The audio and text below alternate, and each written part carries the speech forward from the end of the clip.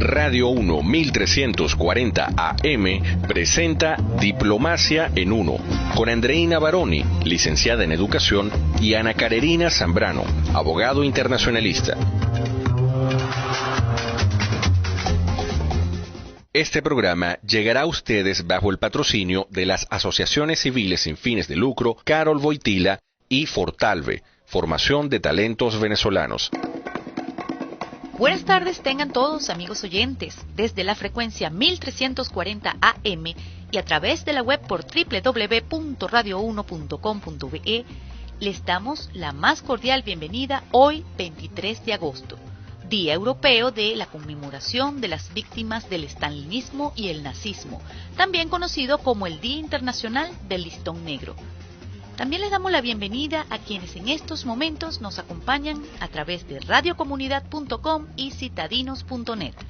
Este programa llega a ustedes con Gregory Armitano en los controles, en la musicalización y asistencia de producción Álvaro Acosta, y en la producción y conducción del programa, quienes les hablan Andreina Baroni y Ana Carolina Zambrano, todos bajo la dirección del Dr. Romer Hill. Recuerden que pueden hacer sus comentarios a través de nuestras redes sociales, Twitter, @Diplomacia en Uno y Facebook, Diplomacia en Uno. Como les comentáramos, el día 23 de agosto fue designado por el Parlamento Europeo como el Día Europeo Conmemorativo de las Víctimas de todos los regímenes totalitarios y autoritarios, para que sean recordadas con dignidad e imparcialidad. Este día se ha observado anualmente por la Unión Europea desde el año 2009.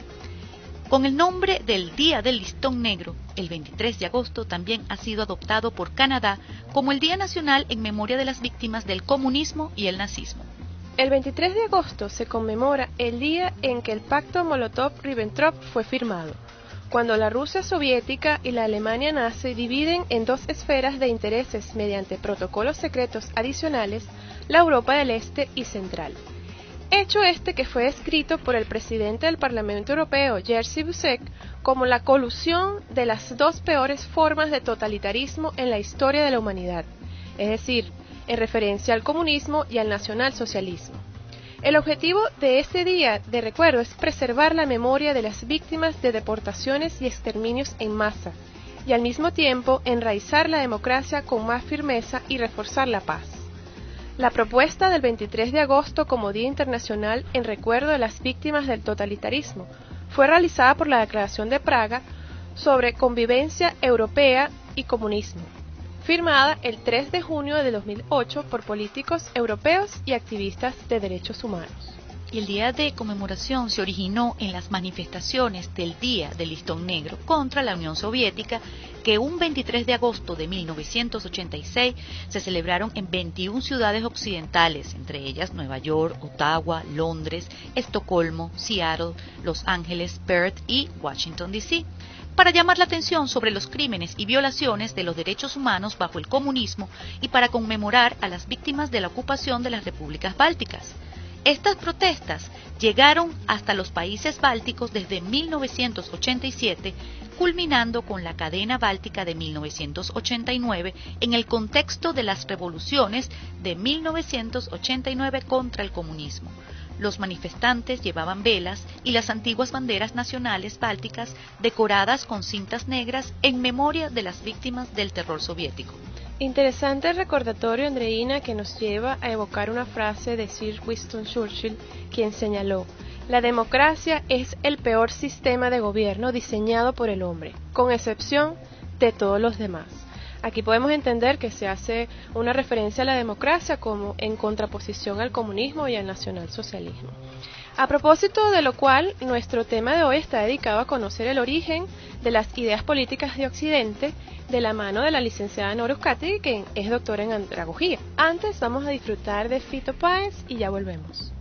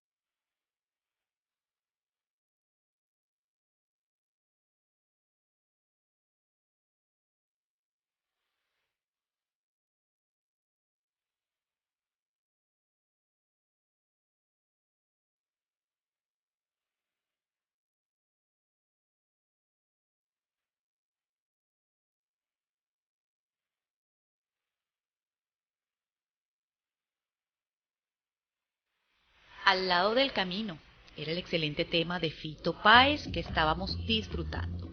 Y estimados oyentes, tal y como hiciéramos referencia antes del corte musical, hoy recorremos en compañía de nuestra invitada más allá de 2000 años en la historia de la humanidad, remontándonos a la antigua Grecia y descubriremos la Atenas democrática.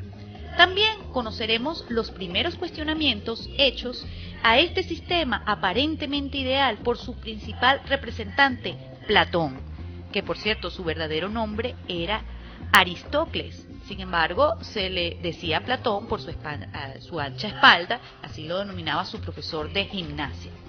Más adelante figura entonces Roma, el más grande imperio, reconociendo las ciudades-estados donde la dignidad real la ejercía el Ejecutivo, asistida por un Senado compuesto por los jefes de gentes y por una asamblea de pueblo dividida en curias, siendo estas fuentes del poder legislativo. De Roma, gran parte de Occidente aún conserva su sistema de derecho e instituciones políticas. Y allí un hombre destaca, San Agustín, sobre quien también conversaremos hoy. Ya en el siglo XII, la historia política está marcada por la reconstrucción del Estado monárquico que parte del régimen feudal. Aunque el imperio no permanecerá fuera de este proceso, destacaremos algunos rasgos que tienden a la profundización de la idea de Estado. Antes y propios de la Edad Media, destaca también el pensamiento filosófico político de Santo Tomás de Aquino, quien en su obra, a la cual hiciéramos referencia cuando hablamos sobre la destacada literatura de Italia, la Suma Teológica, señala: la mejor gobernación está bien dosificada, de realeza en cuanto que solo uno manda, de aristocracia en tanto que varios ejercen el poder a causa de la virtud. La democracia, por último, o sea, del poder del pueblo, en tanto que los jefes pueden ser elegidos de entre las filas del pueblo y que corresponde al pueblo la elección de los jefes. Sobre esto y más vamos a seguir conversando luego de nuestra segunda pausa musical.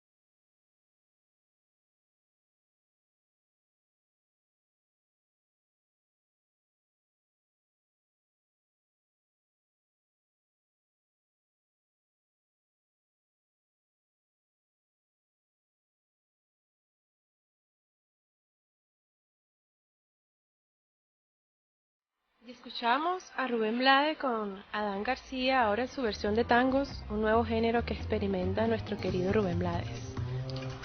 Así es, continuamos con nuestro tema de hoy y estábamos conversando sobre Atenas. Y es que Atenas fue una de las primeras sociedades en optar por la democracia como su modelo de gobierno.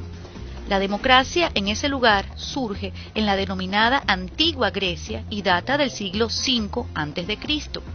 Otras ciudades de Grecia siguieron el modelo democrático, pero no el modelo ateniense específicamente, por lo cual no lograron la larga estabilidad que pudo tener la democracia en Atenas. Y hay 4 personajes que contribuyeron a la expansión y al desarrollo de la democracia ateniense a través de los siglos. El primero fue Solón, luego vino Clístenes, por último Efialtes de Atenas, pero el que contribuyó más a la democracia ateniense fue sin duda Pericles. El sistema democrático fue interrumpido en varias ocasiones por tiranos y dictadores que buscaron hacerse con el poder. La influencia de estas personas era muy fuerte, especialmente durante las épocas de guerra.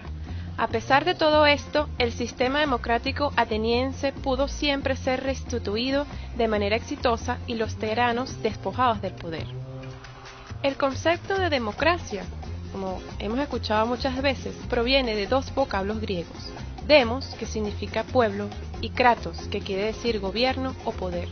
Sin embargo, el concepto de demos es más complejo de lo que antes se creía, pues también podría referirse a los estratos sociales con los que Teseo dividió a la población libre de Ática, que era la antigua periferia griega. Muy interesante explicar cómo estaba constituido este sistema social, en donde estaban los nobles, llamados los eupátridas, los campesinos, que se les denominaba los geómoros, y los artesanos, llamados demiurgos. Y estos 3 grupos conformaban la población libre, específicamente los 2 últimos grupos al oponerse a los nobles, y formaron los demos, por lo cual se puede decir que la democracia es el gobierno de los artesanos y los campesinos. También existían los ilotas, que eran realmente los esclavos, los metecos, que eran extranjeros no griegos, y las mujeres como el escalafón más bajo en la sociedad ateniense durante todas las modificaciones que sufrió el sistema democrático. Entonces, en Atenas solamente el varón adulto que hubiese terminado el entrenamiento militar tenía derecho a votar en la asamblea o en los tribunales. Con esta situación se excluía a la mayoría de la población que la conformaban los esclavos, los niños, las mujeres y los extranjeros. Sin embargo, y a diferencia de muchas sociedades oligárquicas, no existía un requisito en cuanto a riquezas o propiedades en posesión que limitara el derecho al voto. Una reunión en la asamblea consistía en un enfrentamiento verbal entre un grupo de oradores, que exponían un tema desde un punto de vista y el otro grupo de oradores hablaba a la ciudadanía del tema desde el punto de vista contrario. Era un debate a voces, un congreso, si se quiere, de ciudadanos. El ciudadano calificado hacía uso de su derecho al voto alzando su mano derecha al aire libre, como ahora se pide el derecho de palabra. Normalmente se realizaban alrededor de 100 reuniones anuales fijas en la asamblea y otras reuniones convocadas según fuese necesario. Esto podría ser en cualquier momento. Fíjense que venimos conversando sobre más de 1000 años de historia y no fue sino en el siglo pasado donde la mujer obtuvo el derecho al voto. Sí, es por eso que este tipo de temas son, digamos, tan interesantes, porque además nos permite reflexionar sobre cómo el pensamiento humano va siempre cuestionándose sobre sí mismo y cómo, de hecho, está señalando algo que hoy nos parece tan normal, pues vamos, 2000 años atrás no existía, sino recientemente, es decir, el siglo pasado es cuando la mujer puede ejercer el voto. Oye, es la constante lucha que hasta el sol de hoy tienen los pueblos y es en contra de la discriminación o cualquier tipo de discriminación. Continuamos entonces transportándonos en el tiempo que comentamos, y es que la asamblea o eclesia tenía 4 funciones principales: cumplir órdenes ejecutivas, elegir funcionarios, legislar y juzgar crímenes y delitos, solamente, claro está, de índole político, y estas dos últimas funciones pasaron luego a ser parte de las funciones de los tribunales. Los tribunales eran donde, por supuesto, se hacían los juicios, que podían ser públicos o privados. En los juicios públicos se usaba una mayor cantidad de jurados y en los juicios privados se designaban menos de la mitad de los jurados nombrados. Sí, los jurados eran elegidos por medio de sorteo. Sin embargo, un jurado debía de poseer la sabiduría del adulto, por lo que debía de tener al menos 30 años de edad y, por supuesto, ser un ciudadano ateniense. Adicionalmente, el jurado participaba en el tribunal bajo juramento. El Consejo de los 500, o Boulé, era otra institución gubernamental. Se encargaba básicamente de la diplomacia y actos públicos de segundo plano. En ocasiones también actuaba con carácter de supervisor sobre los magistrados de la que realizaban funciones administrativas en Atenas. Su funcionamiento señalaba que se debía rotar al presidente del Consejo 10 veces al año y se calcula que todo ciudadano ateniense ejerció un cargo en el Consejo, cosa que solo podía hacer una sola vez en su vida, lo que habla de la importancia que era para la democracia ateniense la participación activa en los asuntos públicos. Y de ahí, de eso lo vamos probablemente de hecho a conversar con nuestra invitada, de ahí lo ideal de ese sistema y cómo los griegos el ciudadano por eso es que debía ser un hombre político necesariamente. Se necesitaban entonces muchas personas para que el sistema democrático funcionara a plenitud. De forma proporcional, se puede decir que participaban muchos más individuos en la democracia ateniense de los que participan hoy en día en cualquier democracia en el mundo. El nivel de participación de los ciudadanos atenienses variaba desde no hacer prácticamente nada hasta un trabajo a tiempo completo. La participación entonces en los asuntos de gobierno era una suerte de invitación resumida en la frase cualquiera que lo desee. Los magistrados se postulaban de manera voluntaria para ser elegidos, generalmente por sorteo. Algunos otros eran elegidos por votación de acuerdo a su popularidad. La extensión del poder del magistrado era bastante limitada. Los magistrados eran los empleados de la gente, no sus representantes. Y si un ciudadano sentía que un magistrado no estaba cumpliendo su trabajo de forma adecuada, podía protestar y exponer al magistrado suspensión o hasta algún tipo de castigo, y normalmente se elegían 100 magistrados a la vez. La elección por sorteo era una manera que tenía en Atenas de no favorecer a los ciudadanos ricos y populares en las elecciones de cargos públicos. Como la selección era prácticamente aleatoria, se corría el riesgo de que la persona elegida no fuese competente para dicho cargo. Con esto en mente, las labores siempre eran realizadas en equipo, de modo que el individuo que aún no tenía un conocimiento completo sobre sus funciones o cómo realizarlas, podía aprender de otro que sí sabía cuáles eran sus labores y la forma de llevarlas a cabo. Con el tiempo los tribunales ganaron mucho poder y el peso de las decisiones tomadas allí sobrepasó al de las decisiones tomadas en la asamblea.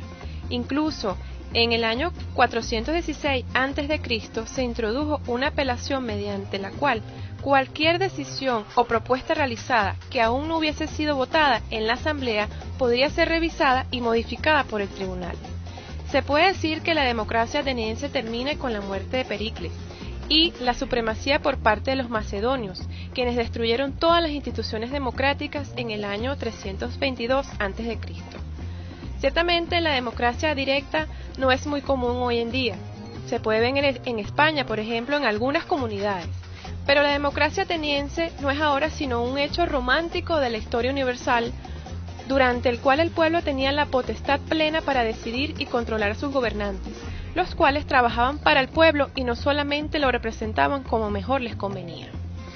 Ya tenemos con nosotros a nuestra invitada especial del día de hoy, la licenciada Nora Euskategi, doctora en andragogía, docente además con una trayectoria de más de 40 años, con quien vamos a conversar sobre este tema y muchos otros.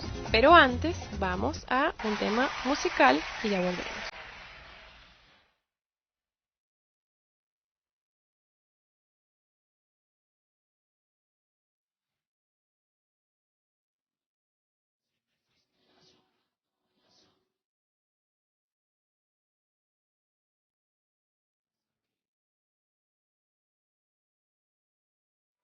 telarañas de cada rincón.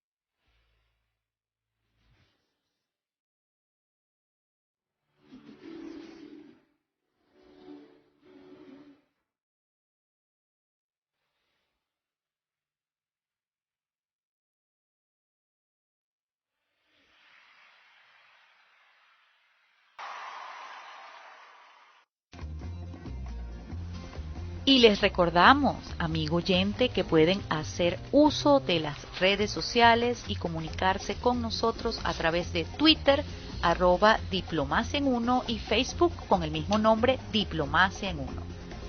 Profesora Nora, bienvenida. Estuvimos conversando con nuestros oyentes sobre el origen de la democracia, la forma en que se planteó en Atenas. Con relación a este tema, usted como humanista, ¿qué nos puede acotar? Bueno, en realidad, la mayor parte de los ideales políticos modernos comenzaron con la reflexión de los pensadores griegos sobre las instituciones de la ciudad-estado, específicamente en Atenas, como bien ustedes lo han comentado. Para comprender de manera adecuada lo que significan sus teorías, es necesario darse cuenta, en primer lugar, el tipo de instituciones que tenían a la vista y lo que significaban para la ciudadanía. El modelo democrático más conocido en la antigüedad es, por supuesto, el de Atenas, sobre todo porque fue objeto especial de la preocupación del más grande de los filósofos griegos, Platón. Comparada con los estados modernos, la ciudad-estado griega era extremadamente pequeña, tanto en territorio como en población. Apenas tendría, para el siglo V a.C., tendría una población de unos 300.000 habitantes. Como ocurre en la mayoría de las comunidades modernas, sus actividades políticas se desarrollaban en el tiempo en que los habitantes pudieran distraer de sus ocupaciones habituales. El cuerpo de ciudadanos eran los miembros de la polis, los que habían nacido allí. El mínimo de participación política consistía en asistir a la asamblea, que otorgaba a su vez la posibilidad de ser designado para el ejercicio de cargos públicos. De todo ello y del funcionamiento del sistema democrático en la ciudad-estado de la Grecia antigua, es que para un griego la ciudadanía significaba siempre esa participación. Y vale la pena que hagamos énfasis en eso, cualquiera que fuese el grado de participación de la misma. En esto hay una diferencia con la concepción moderna del ciudadano como persona a quien se le garantizan jurídicamente sus derechos. Es decir, lo importante en la época moderna sobre la ciudadanía es que me garanticen los derechos, mientras que para los griegos eran la participación. Los griegos no consideraban su ciudadanía como algo poseído, sino como algo compartido. De allí que para el griego el problema no era que se le aseguraran unos derechos, sino era asegurarse el lugar que le correspondía como ciudadano. Para los atenienses, por ejemplo, la mayor gloria es el ser ciudadano. La familia, los amigos y la propiedad son para ellos los elementos que proporcionan ese supremo bien que consiste en tener un lugar en la vida y en las actividades de la ciudad. La difusión de la vida en común y el valor que le atribuían los atenienses se ponen de manifiesto en sus instituciones. Por ejemplo, la rotación de los cargos públicos, la designación de los magistrados por sorteo y la ampliación de los cuerpos gobernantes eran instituciones orientadas a dar participación en el gobierno a los ciudadanos. Por eso su gobierno se llama democracia, porque está en manos de la masa de ciudadanos, no de una minoría. Ejercer un cargo público era un incidente normal para cualquier ateniense. En la concepción ateniense de la ciudad era la comunidad, era una comunidad en la que sus miembros debían llevar una vida en común armónica, en la cual debían tomar parte activa todos los ciudadanos sin discriminaciones. Profesora Nora, interesantísima su reflexión y bienvenida y gracias por compartir su tiempo con nosotros, con nuestros oyentes. Llama muchísimo la atención de su exposición, ciertamente la distinción de lo que consideraban los atenienses como ser ciudadano. Ciertamente era más allá de poseer o no un derecho, era la obligación de participar en los asuntos públicos. Y es quizás un poco lo que garantizó, si se quiere, la permanencia de esa institución frente a diferentes embates, porque de hecho comentamos antes que no fue de manera, fluida, sino que tuvo intentos de tiranos, etcétera, de destruir esa democracia ateniense, ¿no? Y es parte de lo que deberíamos, en cierta forma, rescatar de esa institución democrática. Más allá de una posesión de derechos, es la obligación de participación. Y que se entiende además en nuestra Constitución como una democracia participativa, pues la democracia desde que se concibió como eso. Bueno, y continuando un poco con el tema de hoy, y frente a este ideal, vale mencionar que surge la República de Platón. Y vamos a hablar un poco de quién fue Platón. Platón nació en Atenas en el año 428 a.C. y su nombre real, como lo dije anteriormente, es Aristócles, por su apodo Platón, que viene de un profesor de gimnasia que lo llamó así por tener la espalda más ancha de lo normal. Y fue fundador de la Academia de Atenas, donde fue maestro de Aristóteles. Cuando tenía 20 años de edad, Platón conoce a Sócrates, su maestro. Junto a él y otros amigos formaron un grupo de reuniones para discutir diversos temas de la sociedad. El grupo estuvo activo hasta que Sócrates fue condenado a muerte 8 años después. Y para entender esta particular obra de significativa importancia para la comprensión de las instituciones políticas de Occidente, es fundamental comentar sobre el juicio y muerte de Sócrates. Profesora, en efecto, ¿qué nos comenta al respecto? Un primer elemento a destacar de Sócrates, este filósofo griego, es que es el primero de los 3 grandes pensadores clásicos, entre los cuales se da además una relación de maestro-discípulos. Sócrates fue maestro de Platón, Platón maestro de Aristóteles.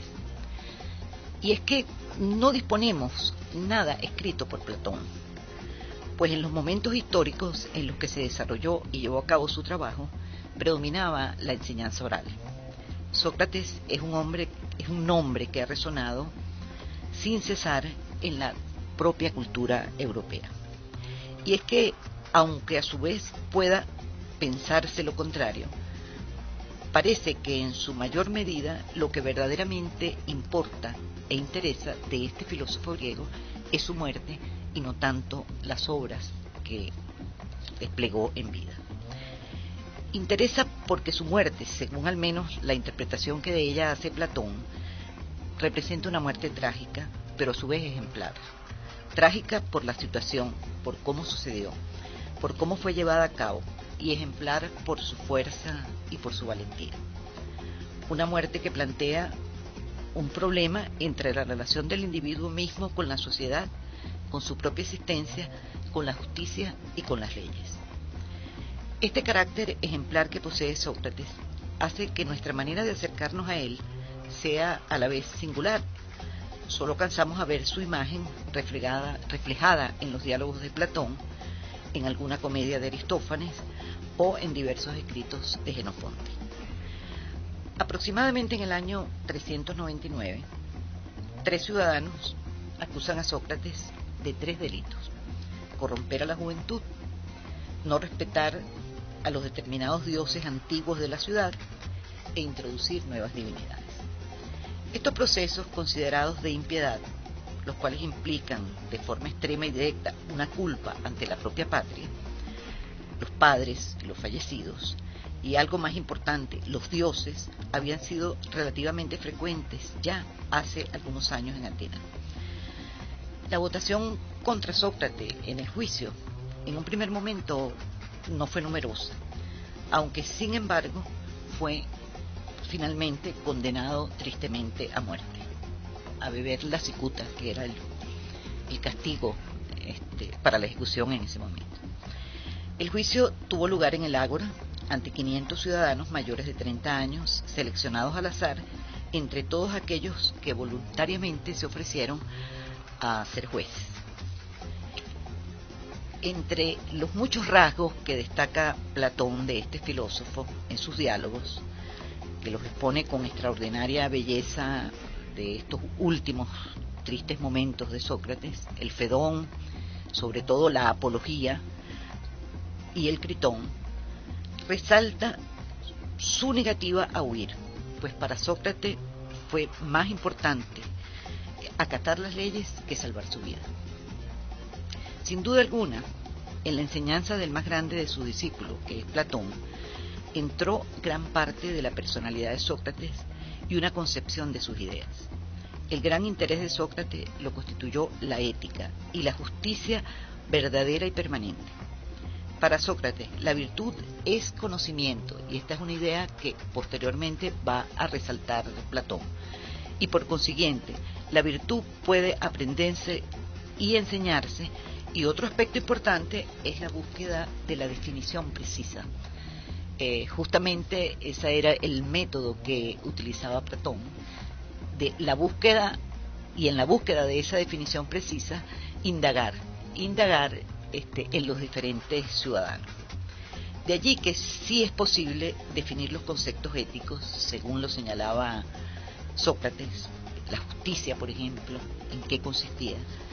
Entonces, Si esto es posible, también es posible su aplicación científica a casos específicos para producir y mantener una sociedad de excelencia. Definitivamente Sócrates fue un gran crítico de la democracia ateniense y de su presunción de que cualquier hombre servía para cualquier cargo. Aquí, en ese sentido, pues Platón sugiere en la Apología que pareciera que una buena parte de estos principios políticos los aprendió directamente de su maestro, de Sócrates. Particularmente la inclinación de Platón por encontrar la salvación en un gobernante educado del modo apropiado es sin duda una consecuencia de la certidumbre socrática de que la virtud es conocimiento. Ciertamente, profesora, Platón reflexionó acerca de diversos temas en sus obras. Sus ideas políticas empezaron a surgir durante su juventud, pero dieron su fruto durante lo que se llama su época de transición. Se cree que esta época de transición ocurre después de ese hecho que usted comentó, la muerte de Sócrates, lo cual afectó su forma de pensar y observar al mundo. De hecho, la crítica, o si se quiere, que construye Platón en sus obras luego de ese hecho, subyace y se entiende dos de los puntos que usted señaló. La necesidad de la virtud del conocimiento y la definición de los conceptos. No basta con hablar de justicia, no basta con hablar de igualdad, hay que señalar qué significa. Y ciertamente cuestiona que la democracia, tal como se concebía, permitiera la participación de todos en cualquier cargo. Vamos, pero ¿y el conocimiento para ejercer ese cargo dónde estaba, no? Y también destaca el rigor de Sócrates en su reconocimiento de la institución y su apego a ella, por encima de cualquier otra cosa. Para Platón, de hecho, lo más importante en la ciudad y en el hombre era en efecto la justicia. Pero ¿qué se entendía por justicia? Y es a donde señala que exacto. La virtud, por lo tanto, el Estado tenía que estar basado y enfocado en la necesidad ética de justicia, pero con un contenido, no son conceptos abstractos. Esta justicia no se podría alcanzar por medio de la armonía entre las clases sociales y entre las partes del alma de cada individuo. La sociedad era el estado natural del individuo, no el resultado de una convención entre ellos. Es una de las afirmaciones a las que llega Platón. La ciudad, además de ser justa, debía tener una estructura social capaz de satisfacer todas las necesidades de los individuos que la conforman y del hombre en general. Si la ciudad, por ejemplo, estuviese plagada de granjeros, artesanos, carpinteros y herreros, entonces esa ciudad podría autoabastecerse y jamás faltaría nada. Y completando un poco tu comentario, Ana Carolina, según Platón, la sociedad debía estar dividida en tres clases sociales: artesanos o labradores, guerreros o guardianes y gobernantes o filósofos. Y esta división social se realizaba por, digamos, el apetito, espíritu y la misma razón del alma de cada individuo. Y como según él no existía una ciudad-estado en la cual reinara la justicia verdadera, Platón propuso un modelo para crear una ciudad ideal. Antes de continuar con este interesante tema, vamos a otro corte musical y regresamos.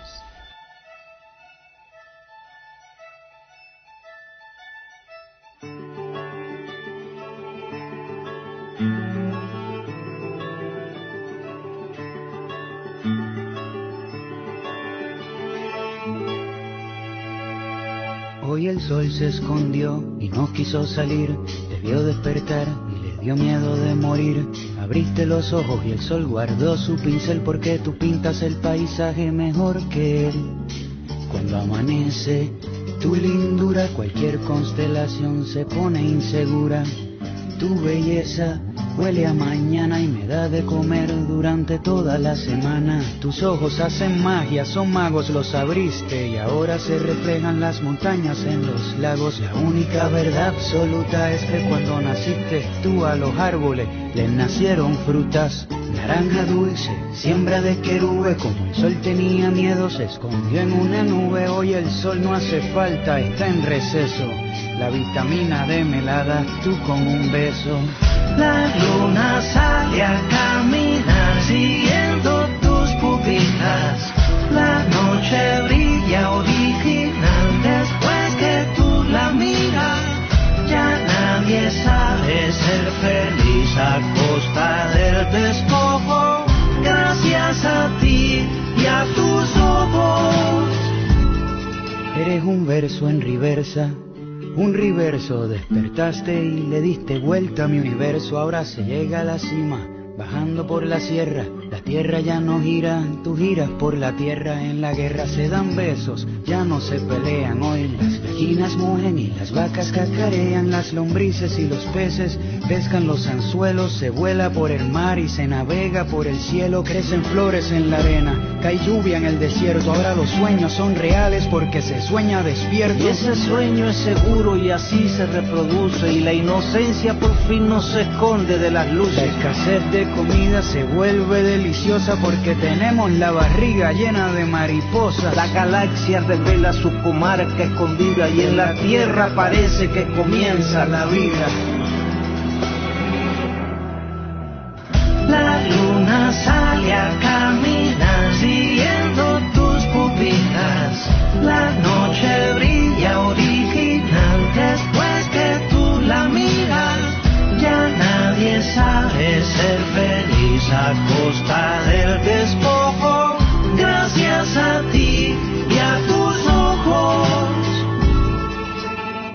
En la academia militar enseñan medicina y los banqueros ahora harán viviendas y comida. Ya nadie sabe ser feliz a costa del despojo. Gracias a ti y a tus ojos.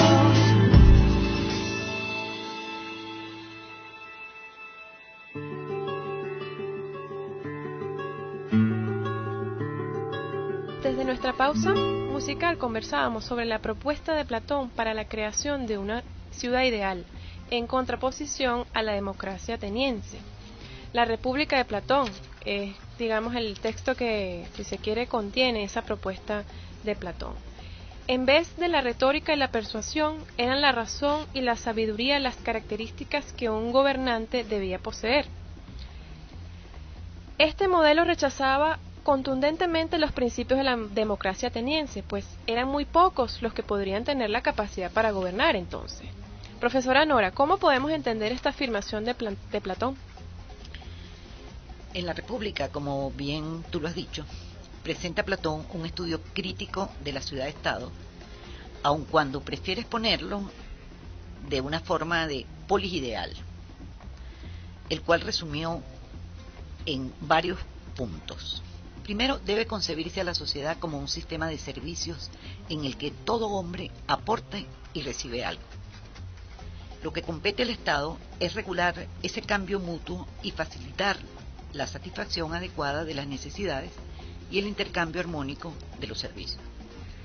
En consecuencia, lo que el individuo posee es en primer término y de manera principal un estatus dentro del cual tiene el privilegio de actuar, y la libertad de que el Estado le asegura no es tanto el ejercicio libre de su voluntad, sino la práctica de su vocación. El Estado debe realizar tres funciones: satisfacer las necesidades físicas, protegerlo y gobernar. Esto requiere respetar el principio de especialización y división de funciones atendiendo a las aptitudes.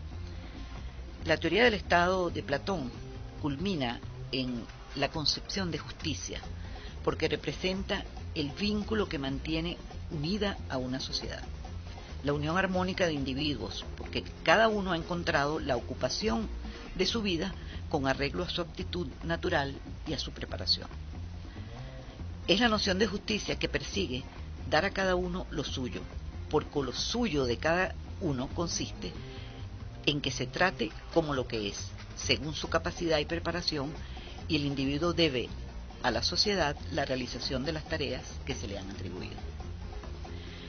Si pudiéramos resumirlo en las ideas de Platón, el conocimiento del bien mediante la interpretación de la sociedad, la división del trabajo y la especialización de tareas, y el filósofo rey debe ordenar todo esto de la manera más ventajosa. Interesante entonces esta reflexión, ciertamente constituye una diferencia categórica con la democracia ateniense, en tanto que eleva, si se quiere, el ejercicio del gobierno al que sabe. La idea del filósofo rey es el que conoce, y el que conoce porque ha estudiado, porque ha sido formado para ello, sin negar, ciertamente, no solo el derecho, sino la obligación, tal como era concebido para ellos, de la participación, y de ahí el concepto de ciudadano, que más adelante es adaptado por Roma, de otra manera, de hecho, se consideraba ciudadano únicamente a quien era romano. En todo caso, vamos a un corte comercial y luego continuamos conversando sobre este interesante tema.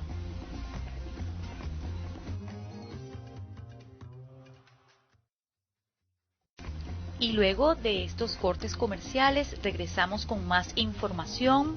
Venimos comentando el día de hoy sobre la democracia, sobre la historia de filósofos como Platón, Aristóteles, y especialmente lo interesante de cada uno de nuestros programas está en analizar no lo que conocemos y lo que vivimos hoy en día, sino llevarlo al pasado y de esa forma poder tener una mejor opinión sobre los conceptos que se manejan en nuestro presente.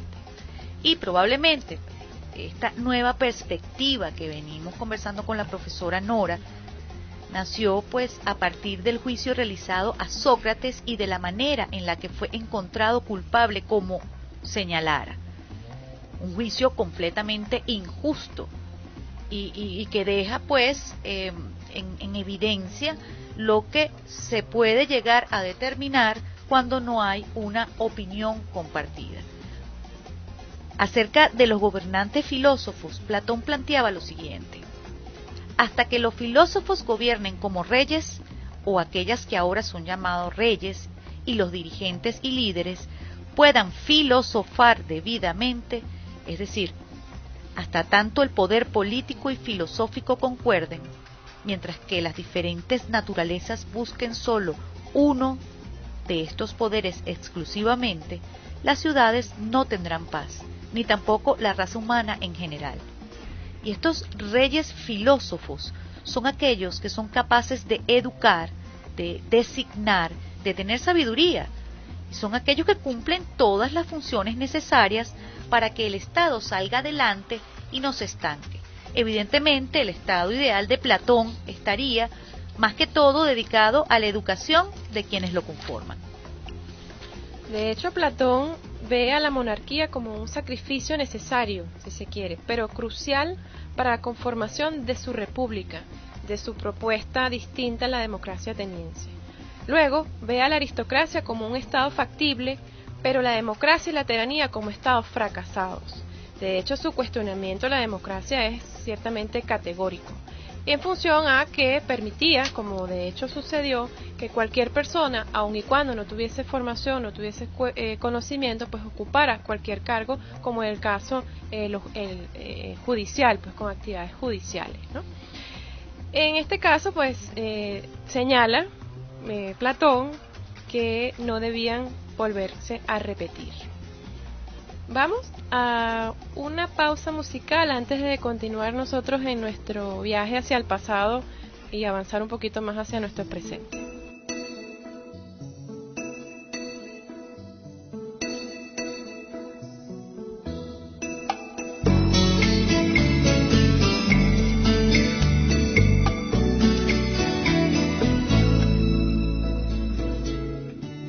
¿Cómo quieres que te olvide si estás en todos mis sueños?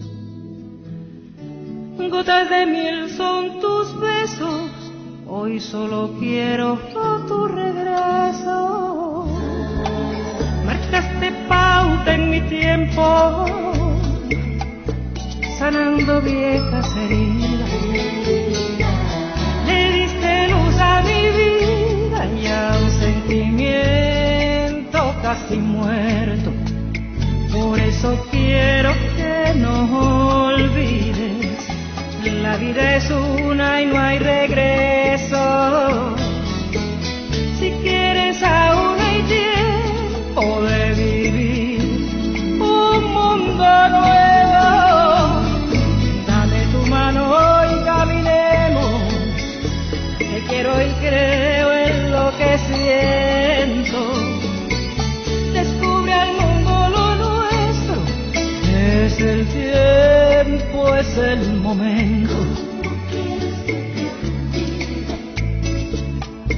estás en todos mis sueños.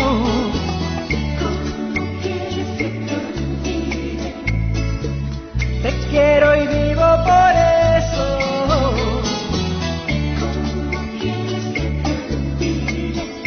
¿Cómo quieres que te olvide?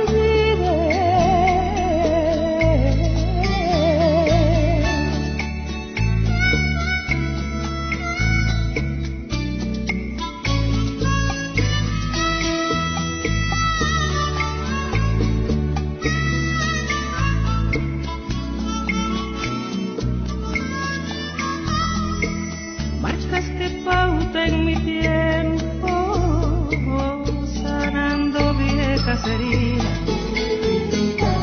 Le diste luz a mi vida y a un sentimiento casi muerto. Por eso quiero que no olvides, la vida es una y no hay regreso. Si quieres aún hay tiempo de vivir un mundo nuevo. Dame tu mano y caminemos.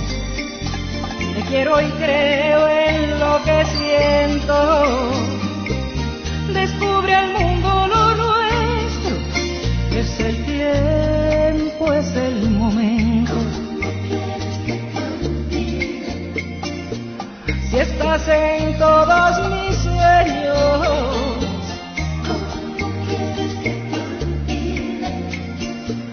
si eres lo dulce y lo tierno, ¿cómo quieres que te olvide? Si estás en todos mis sueños, corazón, no, no, no.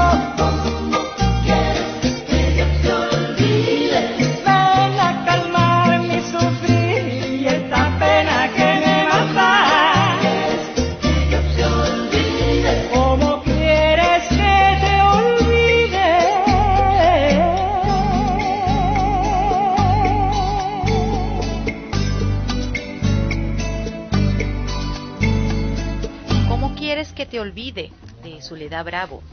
Hermoso tema. Y continuamos pues conversando con la profesora Nora.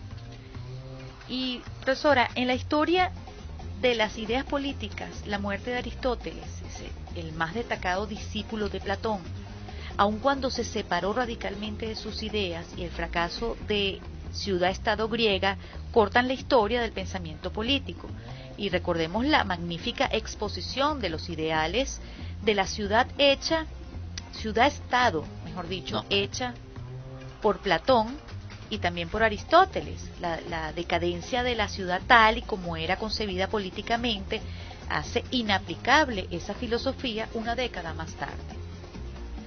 Profesora, ¿por qué si parecen ideas políticas tan claras y firmes, y en gran medida podría considerarse que estas teorías tendían a favorecer la vida en comunidad, la organización de la sociedad y el respeto a la ley, no perduraron en el tiempo y cómo se desvanecieron?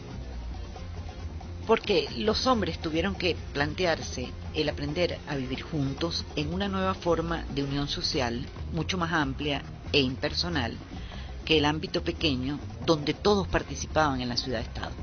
Recordemos que todas estas ciudades fueron objeto pues de conquistas por parte del Imperio Macedonio, más tarde por parte del Imperio Romano, de manera que la pequeña ciudad-estado griega ya no era la misma.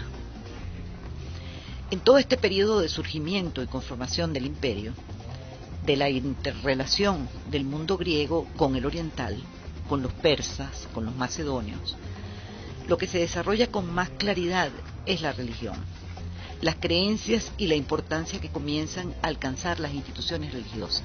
Y aquí tenemos un nuevo elemento que de alguna forma hace variar también la visión del orden dentro de la sociedad.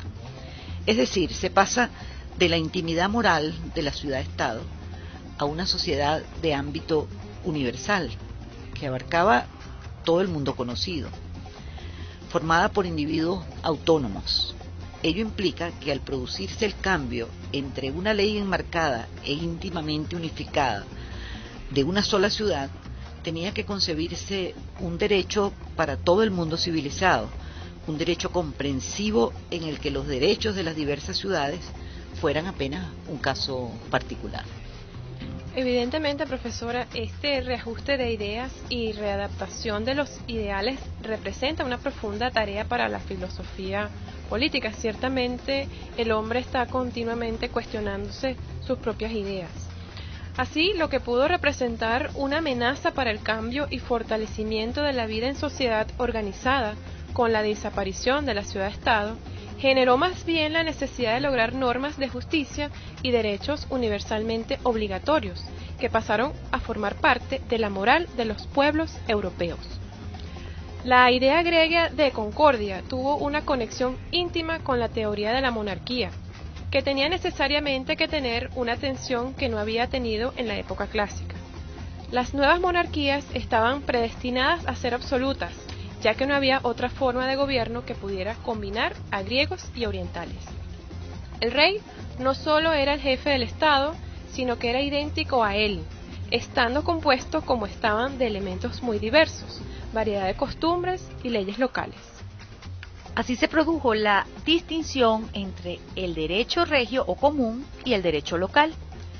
El rey pasó a ser símbolo de la unidad y buen gobierno. Así surge lo que se ha llamado el derecho divino. Un verdadero rey es divino porque lleva la armonía a su reino del mismo modo en que Dios lleva la armonía al mundo. Nos aproximamos entonces a Roma y los comienzos del cristianismo. Antes de continuar, vamos a seguir disfrutando de la programación que nos tiene Álvaro para hoy. Ya regresamos.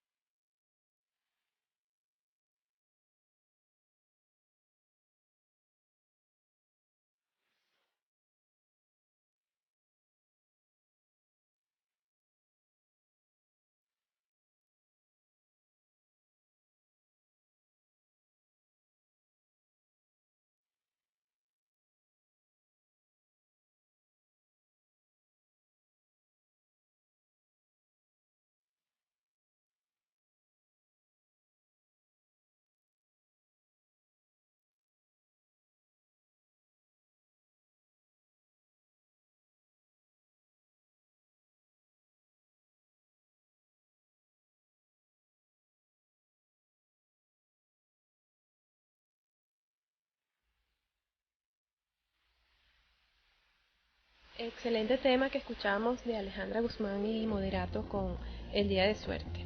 Y en nuestro recorrido histórico del día de hoy, a comienzos del siglo I antes de Cristo, los procesos políticos comenzados por las conquistas de Alejandro estaban casi completos.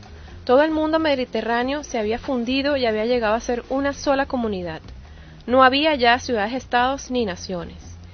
Era ya visible que el mundo civilizado, entre comillas, se continuaría unificando alrededor de Roma, como en efecto ocurrió en el siglo siguiente. Empieza entonces a surgir el gran imperio romano. Surge partiendo de las escuelas griegas posteriores a Aristóteles, principalmente de la escuela estoica, ideas sobre el gobierno divino del mundo, por un Dios que es razonable y bueno, que tiene relación con el hombre como la de un padre con sus hijos, y que todos los hombres son hermanos, miembros de una común familia humana, tomando en cuenta las diferencias entre ellos, como el lenguaje y las costumbres locales. Y se consideraba que todos los hombres son, por naturaleza, seres sociales. Estas ideas se desarrollaron en los 2 o 3 siglos siguientes en 2 direcciones. La primera es la influencia del estoicismo, que permitió la introducción del derecho natural en el naciente derecho romano, y la segunda se deriva de las consecuencias religiosas en la idea de que el derecho y el gobierno tienen sus raíces en un plan formulado por la providencia para la guía humana. En todo este período, el pensamiento que pudiéramos considerar político, de organización y entendimiento de la sociedad, lo aporta Cicerón, que no es importante por su originalidad, pues él mismo reconoce que sus obras eran compilaciones, pero tenían el mérito que eran muy leídas. En sus obras destaca que todos los hombres son iguales. Profesora, ¿qué nos puede comentar sobre este nuevo proceso y nuevos protagonistas? Todas las razas poseen la misma capacidad de experiencias y todos son capaces de distinguir entre el bien y el mal, lo que representa un giro radical en lo expuesto por Aristóteles.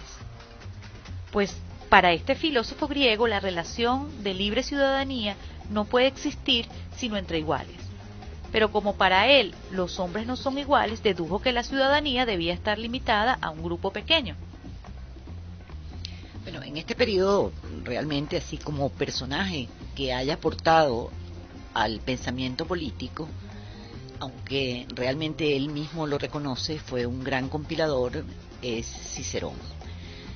Las ideas que se trabajan en ese periodo, más que ideas políticas, consiste en la recopilación del derecho, la conformación de ese cuerpo de leyes, que es aportada no por filósofos sino por los juristas. Entonces, bueno, de esta forma pues es que va construyéndose un poco lo que significó desde el punto de vista de la teoría política ese momento histórico, pero fundamentalmente está centrado en el derecho, en el surgimiento del derecho, que adquirió una enorme autoridad en toda Europa, con sus concesiones generales conocidas por todos los hombres educados y no solo por los juristas, y que pasaba por una información común a muchas personas que no estaban formadas académicamente. El derecho romano terminó siendo una de las más grandes fuerzas intelectuales de la historia de la civilización, porque aportó principios y categorías sobre los cuales pensaron los hombres con respecto a toda clase de problemas, y no en menor grado con respecto a problemas políticos también. La argumentación jurídica, es decir, el razonamiento hecho en términos de los derechos de los ciudadanos y de los poderes justiciables de los gobernantes, llegó a ser y continuó siendo un método generalmente aceptado en la teoría política. Ciertamente, profesora, surge entonces ya en los siglos I y II después de Cristo la tan conocida jurisprudencia romana, que hoy en día aún sigue siendo referencia para el entendimiento de la naturaleza de muchas instituciones jurídicas. En los escritos de los grandes jurisconsultos de esa época, que fueron seleccionados y compilados por el Digesto o Pandectas, que el emperador Justiniano hizo publicar en el año 553, ciertamente.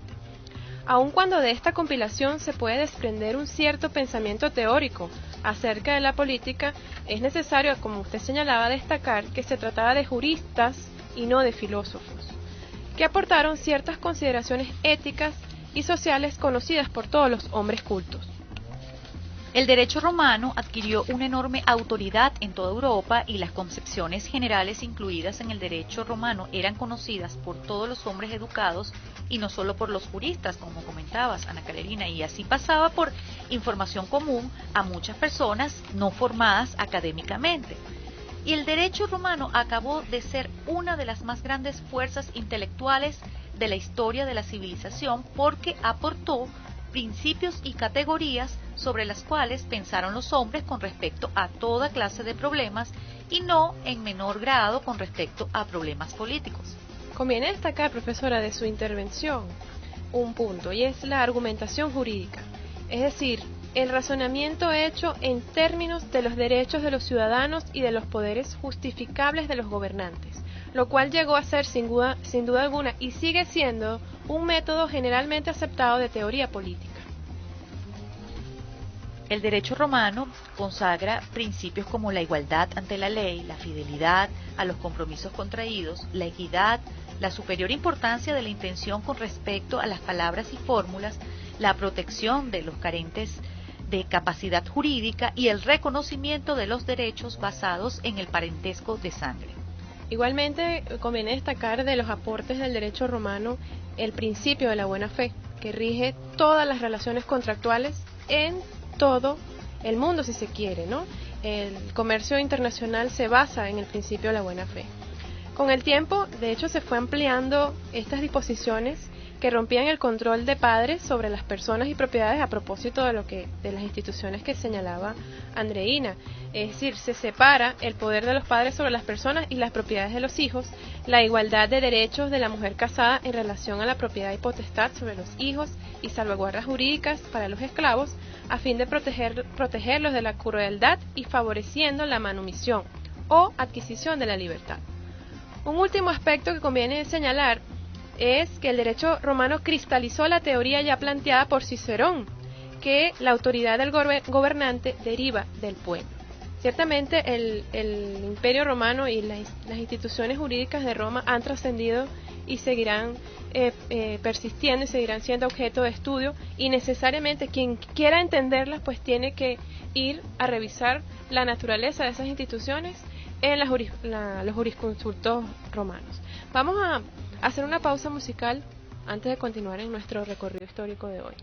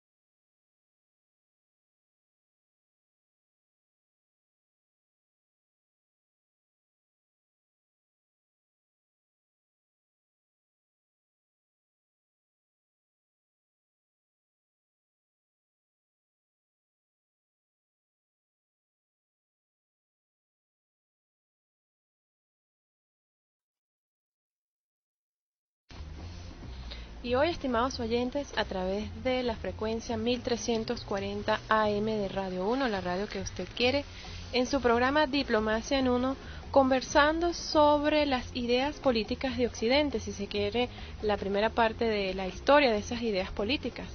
A propósito de un día como hoy, 23 de agosto, en el cual se conmemora las víctimas del estalinismo y el nazismo, también conocido como Día Internacional del Listón Negro.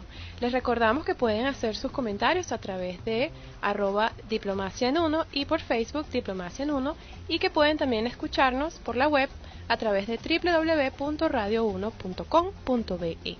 Conversando con la profesora Nora sobre la democracia ateniense, las reflexiones que se hacen, las críticas que construye Platón, a propósito, si se quiere, de la muerte de Sócrates, y luego el avance de las ideas políticas con relación a la construcción que hace Roma del derecho. Teníamos, digamos, otras inquietudes en relación a eso. Sí, en este sentido, volvemos de la pausa con una interrogación para la profesora. En todo este proceso de formación de las bases del derecho, que por supuesto representa la organización de la sociedad, que debemos incluir el impacto que necesariamente representó el cristianismo, pues tiene también influencia significativa en la teoría política. Al respecto, ¿qué nos comenta, profesora? La aparición de la Iglesia cristiana como institución distinta, autorizada para gobernar en los asuntos espirituales de la humanidad, con independencia del Estado, puede considerarse, sin exagerar, el cambio más revolucionario, más importante de la historia de la Europa occidental. En lo que respecta al derecho natural, la igualdad humana y la necesidad de justicia en el Estado, los llamados padres de la Iglesia, de ese movimiento filosófico que ha sido conocido como la patrística, no diferían de los pensadores romanos. Por supuesto que en los escritos paganos no se hablaba de una ley revelada, como sí consideraban los cristianos el contenido de las escrituras judía y cristiana. Pero la creencia en la revelación no era incompatible con la concepción de que el derecho natural es también ley de Dios. La obligación de los cristianos de respetar la autoridad estaba profundamente arraigada en el cristianismo desde su fundación. Recordemos esta frase de Jesús cuando los fariseos trataron de sorprenderlo en oposición al poder de Roma. Dad al César lo que es del César y a Dios lo que es de Dios. Es decir, al gobierno del pueblo tienes que aceptarlo y darle lo que le corresponde. Lo de la Iglesia es el campo espiritual. Ciertamente lapidaria afirmación, y que además visionaria, si se quiere, lo que luego fue la separación de la Iglesia de los asuntos del Estado, de los asuntos de los ciudadanos. Ya nos acercamos, digamos, a la Edad Media, hemos avanzado bastantes años en la historia, interesantes reflexiones necesarias por demás para entender el hoy. Ahora bien, dentro de este pensamiento cristiano, quizás el más importante de la época fue sin duda San Agustín, el gran converso. Su mente abarcaba todo el saber de la antigüedad y fue así el gran transmisor a la Edad Media de todo ese legado de los pensamientos griegos. Su gran obra, La ciudad de Dios, fue escrita para defender el cristianismo contra la acusación pagana de que era el responsable de la decadencia del poder de Roma y el saqueo de la ciudad por Alarico en el año 410. En este libro desarrolló San Agustín casi todas sus teorías filosóficas, incluyendo su postura sobre la significación y meta de la historia humana, con la cual trataba de colocar la historia de Roma en una perspectiva adecuada. Expone San Agustín que desde el punto de vista cristiano el hombre es ciudadano de dos ciudades, la ciudad de su nacimiento y la ciudad de Dios. Es decir, la naturaleza humana es doble. El hombre es espíritu y cuerpo y por lo tanto es a la vez ciudadano de este mundo y de la ciudad celestial. Así, el hombre tiene intereses humanos centrados alrededor del cuerpo y los intereses ultraterrenos que pertenecen al alma. Esta distinción se encuentra presente en todo el pensamiento cristiano en materia de ética y política. Profesora Nora, con relación a los aportes de San Agustín, ya entrando a la Edad Media, ¿qué podemos decir al respecto? La historia para San Agustín está dada por la lucha entre dos sociedades, que es lo que plantea, ¿no?, en la ciudad de Dios. Por un lado, los impulsos terrenales, los apetitos de la naturaleza humana inferior, y por otra, la sociedad fundada en la esperanza de la paz espiritual y la salvación. Para San Agustín, ningún imperio pagano podía ser capaz de alcanzar la justicia. Un Estado justo tiene que ser un Estado en el que se enseñe la creencia en la verdadera religión y en el cual la religión esté apoyada por la ley y por la autoridad. Así, para San Agustín, el carácter cristiano del Estado estaba inserto en el principio universalmente admitido de que su finalidad es realizar la justicia y el derecho. Volvemos ciertamente a reflexiones anteriores, ya con un conocimiento distinto, porque siempre el hombre, cuando vuelve sobre sus mismas ideas, vuelve con un aporte adicional. Vamos a un corte musical y luego seguimos conversando al final ya de nuestro programa.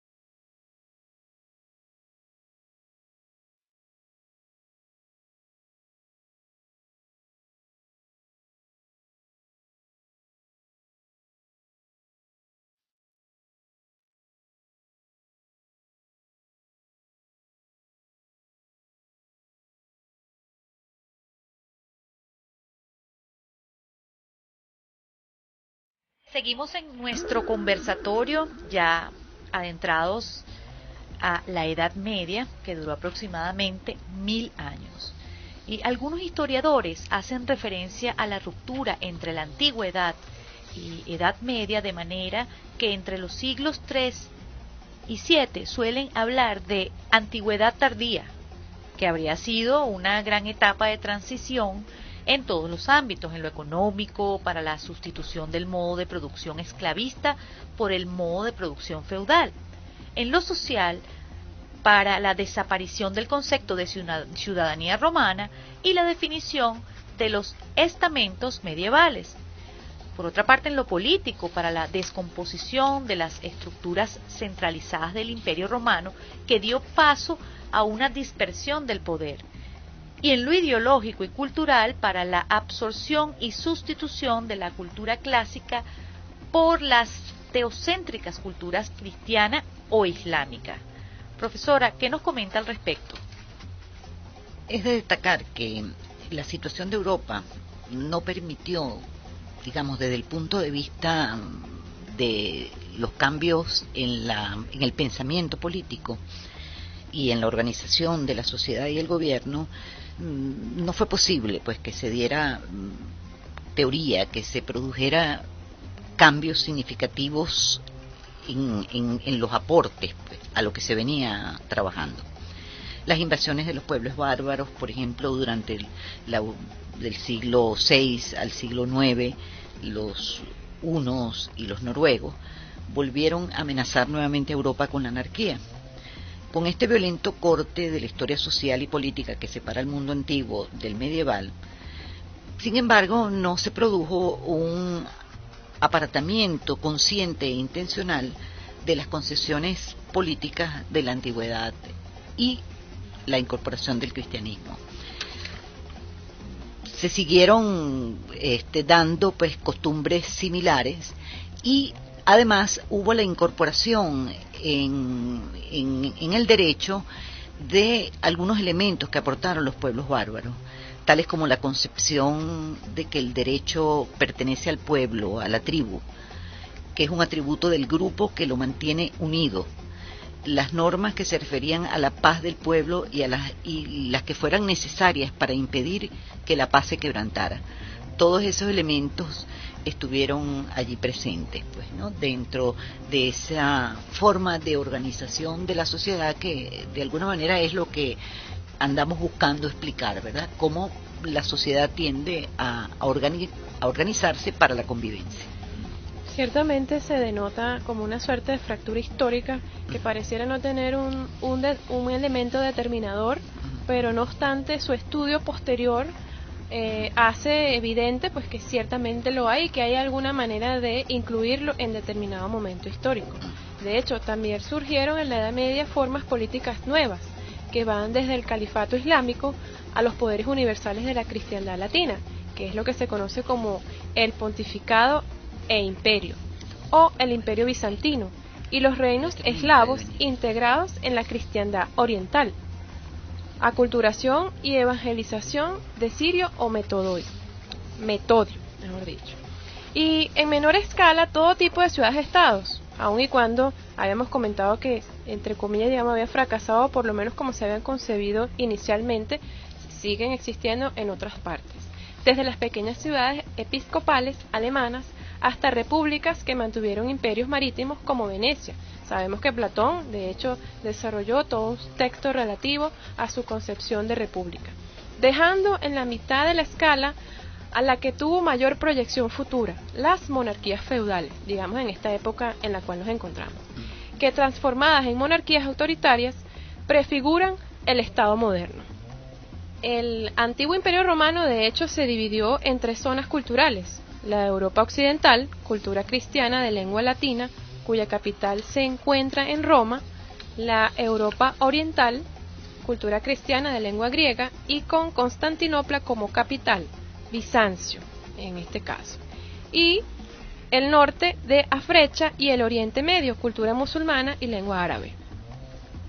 Tras la muerte de Mahoma en el año 636, el Oriente Medio y el norte de África fueron conquistados por el Islam, al igual que España y la ciudad helénica de Alejandría, y es por esto que gran parte de la ciencia griega fue heredada por los árabes. Estos últimos fueron los más importantes en ciencias como matemáticas, química, astronomía o medicina. De hecho, en el siglo VII, tras las predicaciones de Mahoma y las conquistas de los primeros califas, que eran a la vez líderes políticos y religiosos, en una religión, el islamismo, que no reconoce distinciones entre laicos y clérigos, y de hecho aún es así, se había producido la unificación de Arabia y la conquista del imperio persa y de buena parte del imperio bizantino. La presencia de los musulmanes como una civilización rival alternativa asentada en la mitad sur de la cuenca del Mediterráneo, cuyo tráfico marítimo pasan a controlar, obligó al cierre en sí misma de Europa Occidental por varios siglos, y para algunos historiadores definió el verdadero comienzo de la Edad Media.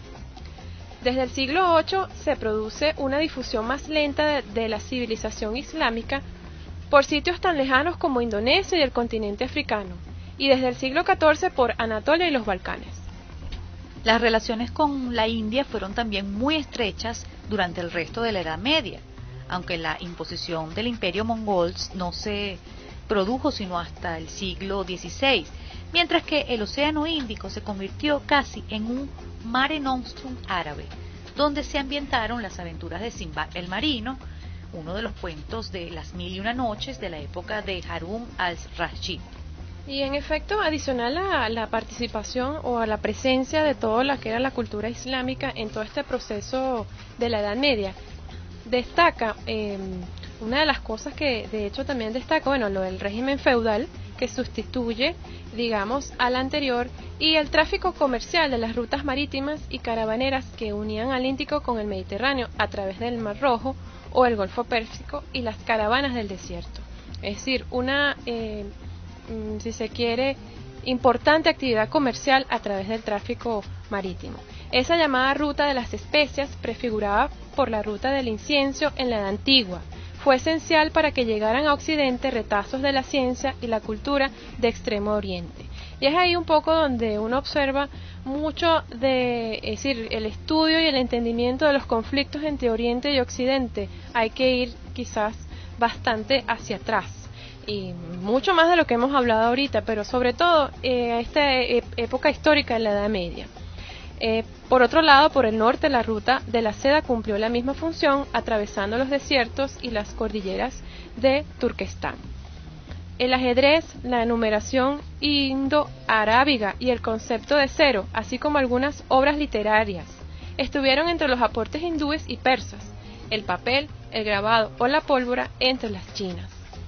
La función de los árabes y de los persas, sirios, egipcios y españoles arabizados, no solo islámicos, pues hubo muchos que mantuvieron su religión cristiana o judía, distó mucho de ser una mera transición, como algunos señalan, en la interpretación o reinterpretación de la filosofía clásica, que llegó a través de los textos árabes a Europa Occidental, a partir de las traducciones latinas desde el siglo XII y la difusión de cultivos y técnicas agrícolas por la región mediterránea.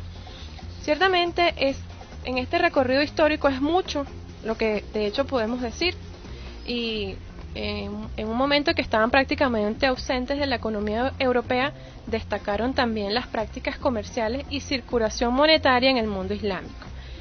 Otro de los personajes que destacó en esta época fue Santo Tomás de Aquino, de quien, bueno, de hecho conversamos cuando hablamos, de la literatura italiana. Y en esta época se considera pues que fue el filósofo más grande y más importante de la Alta Edad Media. Trabajó como profesor de filosofía de la Universidad de París y fue teólogo. Una de las cosas más importantes que realizó fue cristianizar a Aristóteles, una referencia que hizo la profesora Nora en una de sus intervenciones. De la misma manera que San Agustín había cristianizado a Platón.